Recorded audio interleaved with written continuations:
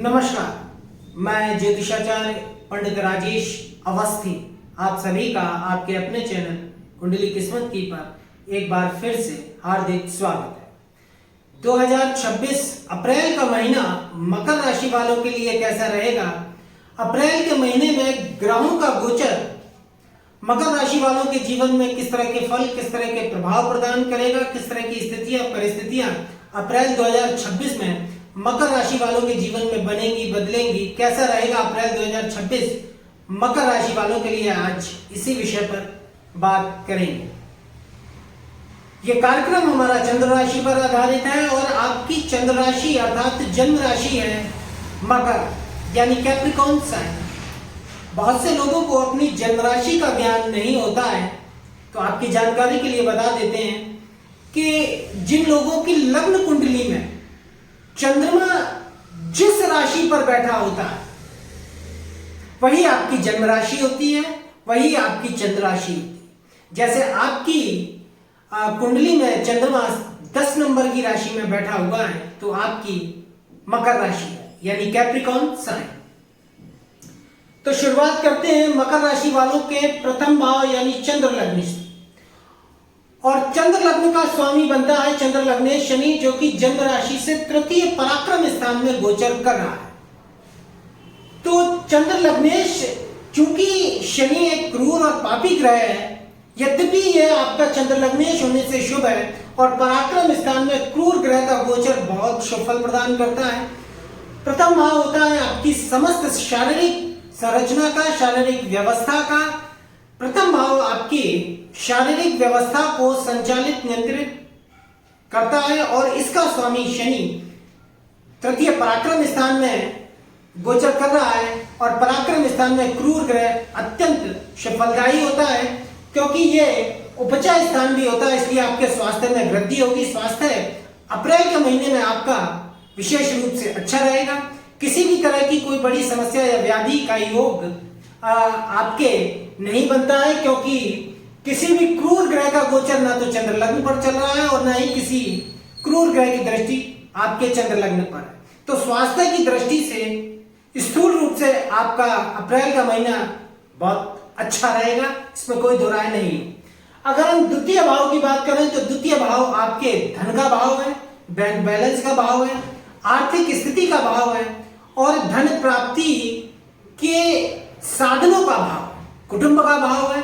और इसमें 11 अप्रैल तक भाग्येश बुध का गोचर चल रहा है, जबकि राहु इसमें अपने स्वयं के नक्षत्र में गोचर कर रहा है। तो देखिए, धन स्थान में राहु का गोचर सामान्य रूप से धन के मामले में कभी कभी विशेष संकट की स्थिति आपको पैदा कर सकता है। धन के मामले में कभी कभी चिंता का योग बनेगा, इसमें कोई दो राय नहीं है।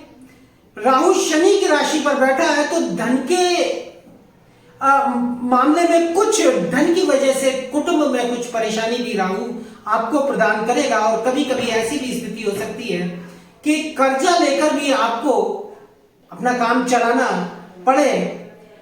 आंतरिक रूप से धन के मामले में आप कमजोरी महसूस करेंगे, लेकिन प्रकट रूप से लोगों की नजर में आप धन के मामले में इज्जत और मान सम्मान प्राप्त करेंगे। ये राहु की स्थिति धन स्थान में बनती है। लेकिन एक बात मैं आपको स्पष्ट कर दूं कि भाव में बैठे हुए ग्रह से ज्यादा उस भाव का जो स्वामी होता है उसकी स्थिति भाव को शुभ या अशुभ करने में विशेष भूमिका अदा करती है। और धन स्थान के स्वामी बनते हैं शनि, जो कि पराक्रम स्थान में गोचर कर रहे हैं। इसलिए ये जो राहु का प्रभाव है वो यदा कदा कभी कभार अप्रैल के महीने में ही आपको दिखाई देगा, अन्यथा धन के दृष्टिकोण से अप्रैल का महीना भी आपके लिए मोटे तौर पर अच्छा ही रहेगा। आपके धन के मामले में वृद्धि होगी, बैंक बैलेंस बढ़ेगा, धन प्राप्ति का नया स्रोत मिल सकता है, क्योंकि शनि आपके पराक्रम स्थान में मंगल के साथ में जो कि लाभेश और गोचर कर रहे हैं, पूरे महीने करेंगे। और अष्टमेश सूर्य के साथ में भी शनि का गोचर चल रहा है, तो धन के दृष्टिकोण से अचानक धन लाभ की स्थितियां भी बनेगी। कुछ एक गलत कार्यों से भी आप धन प्राप्त करेंगे। तो कुल मिलाकर धन के दृष्टिकोण से अप्रैल 2026 आपका अच्छा ही रहेगा, इसमें कोई दो राय नहीं।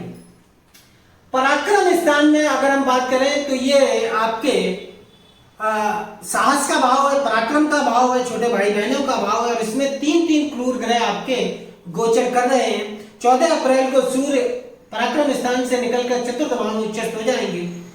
तो अभी शनि और मंगल की युति पराक्रम स्थान में रहेगी, और पराक्रम स्थान उपचय स्थान होता है, और उसमें क्रूर ग्रहों का गोचर विशेष शुभ फलदायी इस बार मकर राशि के जातकों के जीवन में रहने वाला है, इसमें कोई दो राय नहीं है।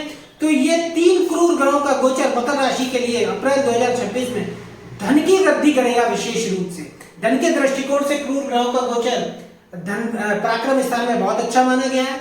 मान सम्मान बढ़ेगा, आपके पद और प्रतिष्ठा में वृद्धि होगी, आपकी पदोन्नति हो सकती है इस कालखंड में। नौकरी और व्यापार के लिए भी क्रूर ग्रह का गोचर तृतीय स्थान में श्रेष्ठ रहेगा, क्योंकि मंगल की अष्टम दृष्टि आपके अजीविका स्थान पर पड़ रही है, और मंगल स्वयं तृतीय पराक्रम स्थान में बहुत बलवान स्थिति में आपके गोचर कर रहे हैं। तो ये आपको नौकरी में, व्यापार में पदोन्नति प्रदान करेंगे, व्यापार के अच्छे अवसर आपको मिल सकते हैं, स्वास्थ्य में वृद्धि करेंगे, और लाभकारी कोई योजना इस महीने आपकी प्रारंभ हो सकती है। इस महीने आपको अच्छी नौकरी प्राप्ति का भी योग बनता है। उन्नति रहेगी, बुद्धि चातुर्य से आपको सभी कार्यों में सफलता प्राप्त होगी, सुख और वैभव की प्राप्ति होगी, अपने प्रयासों से आप धन और सफलता पाएंगे, मित्रों का भी आपको श्रेष्ठ सुख रहेगा। परंतु छोटे भाई बहनों से आपको थोड़ी सी दिक्कत हो सकती है, और यात्राओं में थोड़े से कष्ट के योग आपके बनते हैं। अब बात करते हैं चतुर्थ भाव की। चतुर्थ भाव होता है आपके मानसिक सुख का, जीवन में प्राप्त होने वाले सभी प्रकार के सुखों का, और इसमें इसके स्वामी मंगल अपने से द्वादश भाव में क्रूर ग्रहों के साथ में, परंतु चंद्र लग्नेश शनि के साथ में, यानी चतुर्थेश और चंद्र लग्नेश की युति आपके पराक्रम स्थान में बनी हुई है, और वहीं शुक्र जो कि मकर राशि वालों के लिए सर्वाधिक योग कारक ग्रह होते हैं, वो भी चतुर्थ भाव में गोचर कर रहे हैं। तो कुल मिलाकर चतुर्थ भाव आपका छोटी मोटी समस्याओं को हटाते तो आपके लिए श्रेष्ठ रहेगा। आपको भूमि भवन और जायदाद वृद्धि का योग मिलता है, वाहन प्राप्ति का योग बनता है, सुख के साधन आपको शुक्र निश्चित रूप से प्रदान करेगा। मंगल यद्यपि अपने जब द्वादश भाव में तो थोड़ा माता से थोड़ा सा वैमनस्यता हो सकती है, माता को कष्ट के योग बनते हैं, परंतु अगर देखा जाए तो चतुर्थ भाव शुक्र के गोचर से और मंगल और शनि की युति से आपका कहीं ना कहीं आपको जीवन में सुख प्रदान करेगा। घरेलू सुख, पारिवारिक सुख की स्थिति भी आपके जीवन में बनी हुई है, इसमें कोई दो राय नहीं है। अगर पंचम भाव की बात करें तो पंचम भाव का स्वामी शुक्र बनता है, जो कि अपने से द्वादश भाव में है, लेकिन शुक्र यहाँ आपको राजयोग कारक की स्थिति में, क्योंकि त्रिकोण का स्वामी शुक्र केंद्र स्थान में गोचर करता है, तो संतान का सुख, क्योंकि संतान भाव का स्वामी सुख स्थान में, तो संतान का सुख, संतान को सुख, शिक्षा के मामले में श्रेष्ठ, संतान की उन्नति, सत्य से लाभ, प्रेम संबंधों में विशेष रोमांसदायक स्थितियां रहेंगी, इसमें कोई दो राय नहीं है। तो पंचम भाव भी आपका बलवान है। छठे भाव की अगर हम बात करें तो छठे भाव में खर्च स्थान के वेश गुरु का गोचर चल रहा है, तो छठा भाव होता है ऋण, रोग, शत्रु का, मुकदमों का, पुलिस एक्शन का। अब खर्च स्थान के स्वामी गुरु का छठे भाव में गोचर और सप्तम दृष्टि से अपने ही भाव को देखना, तो कहीं ना कहीं आपको स्वास्थ्य को लेकर अप्रैल का महीना शनि की वजह से आपका अच्छा रहेगा, लेकिन जिनको व्याधियां पहले से चली आ रही हैं उनके लिए व्याधि मुक्त होने के लिए आपको धन खर्च करना पड़ेगा, क्योंकि खर्च के स्वामी रोग के भाव में बैठे हुए हैं, तो धन खर्च के योग से आपको रोग मुक्त शरीर मिलेगा। इसके साथ साथ कर्ज मुक्ति में भी आपको धन खर्च करना पड़ेगा, मुकदमे में भी धन का व्यय होगा, और मुकदमे में आपको थोड़ी सी समझदारी के योग से, बुद्धिमानी के योग से, खर्च के योग से आप लाभ पाएंगे, शत्रु आपके खर्च के योग से परास्त होगा। सप्तम भाव की बात करें तो सप्तम भाव में किसी भी क्रूर ग्रह का गोचर नहीं है और न ही किसी पापी ग्रह की दृष्टि है, तो सप्तमेश बनते हैं चंद्रमा, जो कि 2.25 दिन में एक राशि का भोग करते हैं। लिहाजा सप्तमेश चंद्रमा 27 से 30 दिनों में संपूर्ण 12 राशियों का भोग करते हैं। तो जब जब चंद्रमा क्रूर ग्रह की दृष्टि युति में रहेगा, मोटे तौर पर उस दौरान छोटी मोटी वाद विवाद पति पत्नी में हो सकते हैं, थोड़ा सा मतभेद हो सकता है। अन्यथा वैवाहिक जीवन के लिए अप्रैल 2026 आपका अच्छा रहेगा। साझेदारी के व्यापार में आपको लाभ रहेगा। व्यापार के जैसा कि मैंने बताया उन्नति के लिए और नए व्यापार प्रारंभ के लिए अप्रैल बहुत अच्छा रहेगा।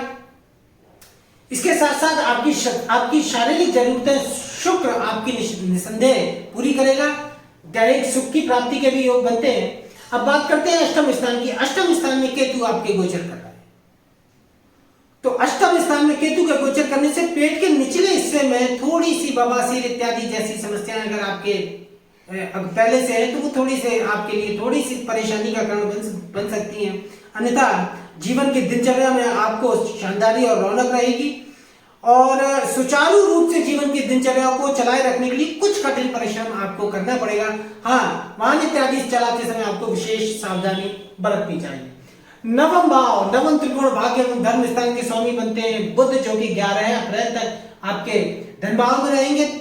तो भाग्य के योग से भी आपको धन प्राप्ति का योग कराएंगे।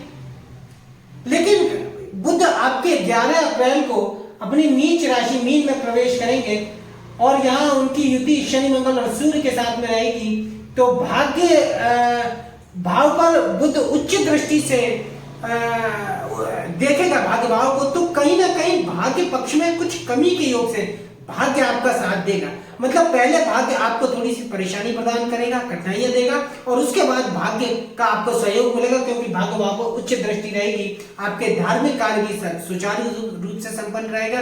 धन वैभव सुख प्रसन्नता बुध भी आपको प्रदान करता रहेगा, क्योंकि इसकी शनि के साथ में युति, जो कि चंद्र लग्न के स्वामी है, बनी हुई है और लाभेश मंगल के साथ में भी बुध की युति कहीं ना कहीं आपको जीवन में लाभ प्रदान करेगी।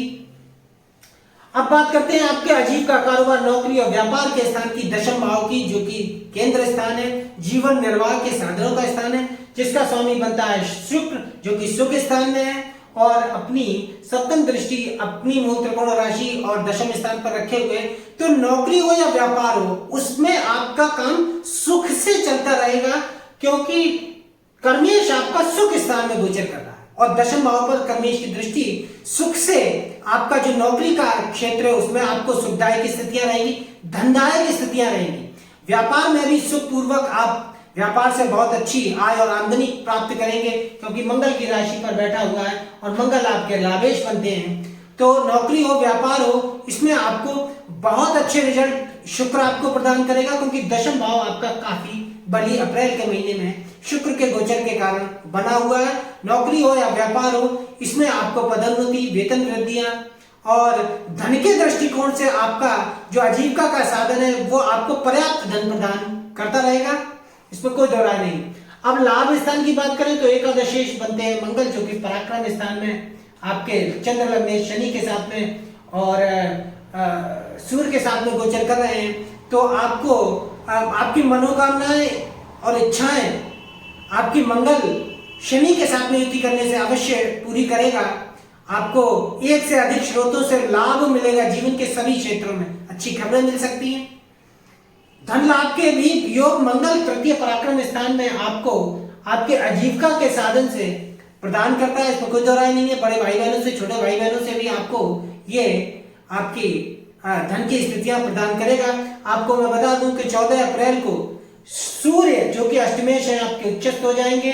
तो 14 अप्रैल के बाद आपके जीवन में सुखों की अधिकता रहेगी, क्योंकि सूर्य और शुक्र की युति हो जाएगी, जो कि आपके लिए काफी अचानक आपके जीवन में सुखदायी घटनाएं घटेंगी, अच्छी घटनाएं घटेंगी। अब हम बात करते हैं द्वादश भाव की, जिसके स्वामी बनते हैं गुरु, जो कि आपके छठे भाव में गोचर कर रहे हैं और व्यय भाव पर विशेष गुरु की दृष्टि। इस महीने आपको पर्याप्त रूप से खर्चा आपका होता रहेगा, बाहरी स्थानों में सुख और लाभ की स्थितियां रहेंगी, परंतु खर्च संचालन आपका पर्याप्त रूप से होता रहेगा। जरूरी काम आपके निपटते रहेंगे धन से, इसमें कोई दो राय नहीं है। और दान परोपकार जैसी स्थितियां द्वादश भाव पर आपके गुरु की दृष्टि से होती रहेगी। व्यय भाव पर व्यय की दृष्टि आपको अच्छे कार्यों पर भी धन का व्यय कराएगी।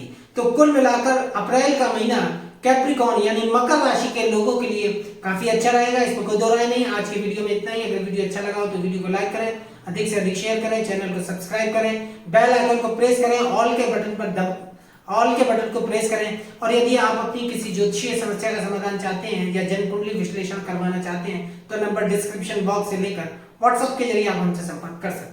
नमस्कार।